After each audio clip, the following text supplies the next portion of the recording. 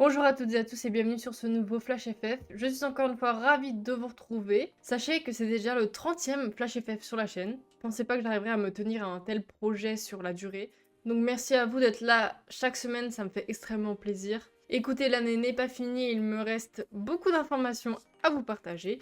Donc on va y aller, c'est parti.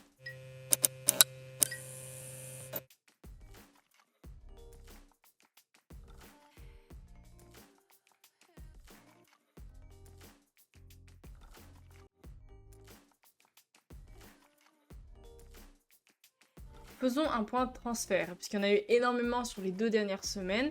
Donc petit récapitulatif de ce que vous avez manqué, à commencer par Zetira Muzovic qui, après son départ de Chelsea il y a quelques semaines, s'est engagé au Malmö FC en Suède. Et c'est un contrat un peu spécial puisque Zetira Muzovic est actuellement enceinte. Et très souvent, les grossesses chez les joueuses pro riment avec une baisse de performance à leur retour sur le terrain, et donc moins de contrats à la clé. Donc après son départ de Chelsea, la gardienne suédoise a trouvé un peu de stabilité avec le club suédois. Il y a 2 semaines, il y a eu un début de vague de départ et d'arrivée au Paris FC. Évidemment, ça a continué ces derniers jours, avec Kessia Bussi qui a annoncé à son tour son départ du club.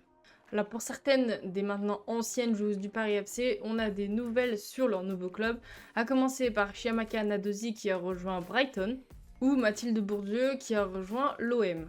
2 arrivées au Paris FC maintenant, à commencer avec Sheka Scott qui vient du Costa Rica, et notamment de la Liga Deportiva Alajuelense, et de Mylène Chavas en provenance du Real Madrid.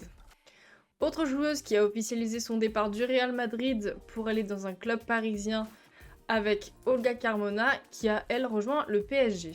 Le club espagnol a quant à lui accueilli Sarda Brits en provenance de Lyon. Autre ancienne lyonnaise, Danielle Van de Donk a rejoint le club sœur de l'OL, à savoir le London City Lyonnais. Quant à Eugénie Le Sommer, la française jouera la saison prochaine à Toluca au Mexique, où elle rejoindra notamment son ancienne coéquipière Amandine Henry. Le club lyonnais a quant à lui accueilli une grande joueuse en provenance de Barcelone, avec la présence d'Ingrid Engen. En restant dans la thématique de l'Olympique lyonnais, le club a dévoilé son nouveau maillot extérieur pour la saison prochaine. Le 18 juin dernier a été inaugurée l'allée Eugénie Le Sommer à Dieppe, dans le quartier de Neuville. C'est une première pour une joueuse de foot française, donc ça se fête. Et surtout, si vous allez à Dieppe prochainement, n'hésitez pas à aller voir l'allée Eugénie Le Sommer. L'Euro U19 féminin s'est terminé ce vendredi, donc voici un petit récap de la compétition et surtout de nos bleus. Avec nos françaises qui sont tout d'abord parvenues à se qualifier pour le Final Four en terminant première de leur groupe, ainsi que l'Italie, l'Espagne et le Portugal. Les Bleuettes ont donc affronté le Portugal en demi-finale et se sont imposés 4-3, tandis que l'Espagne s'est imposée 2-0 contre l'Italie, ce qui nous a donné une finale France-Espagne, qui s'est malheureusement soldée par une défaite pour nos Françaises 4-0, ce qui fait donc des Espagnols les championnes d'Europe U19 pour la 7e fois de leur histoire, et pour la 4e fois d'affilée. Alors 2 Françaises se sont quand même illustrées pendant cette compétition, à savoir Liana Joseph et Maylin Mendy, qui ont respectivement été nommées meilleure buteuse et joueuse de la compétition.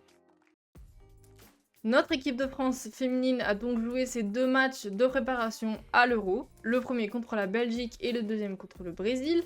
Le premier s'est soldé sur une victoire facile 5-0 face au Diable Rouge, tandis que le deuxième, plus compliqué déjà, s'est joué sans Amel Majri et sans Gridge Mbok, toutes les 2 ménagées en vue de l'Euro la semaine prochaine. Les Bleus étaient menés 2-1 à la pause et ont réussi à inverser la tendance pour finir le match sur un 3-2 en leur faveur, avec, il faut quand même le souligner, 8 arrêts de la part de Pauline Perromagnin dans les cages. Donc maintenant, place à l'Euro avec pour les Bleus l'Angleterre le 5 juillet. Et voilà, c'est terminé pour ce Flash FF. J'espère que vous avez appris encore beaucoup de choses. Merci à vous d'être restés jusqu'à la fin. À partir de la semaine prochaine et pour toute la durée de l'Euro, il n'y aura pas de Flash FF les samedis. Je ferai plutôt un Flash FF spécial en fin d'Euro pour faire un récapitulatif de la compétition et des dernières informations qui sont sorties. Donc normalement ce sera le 3 août, mais je verrai si je peux pas le faire en milieu de semaine. On verra. Donc comme on se revoit pas avant minimum un mois, je vous dis passez un bon début d'été et de vacances si vous êtes en vacances. Passez aussi un bel Euro, j'espère que les Bleus vont aller loin dans la compétition. En tout cas, je croise les doigts. Écoutez, je vous dis à bientôt. En attendant, regardez du foot féminin, bien évidemment. À la prochaine!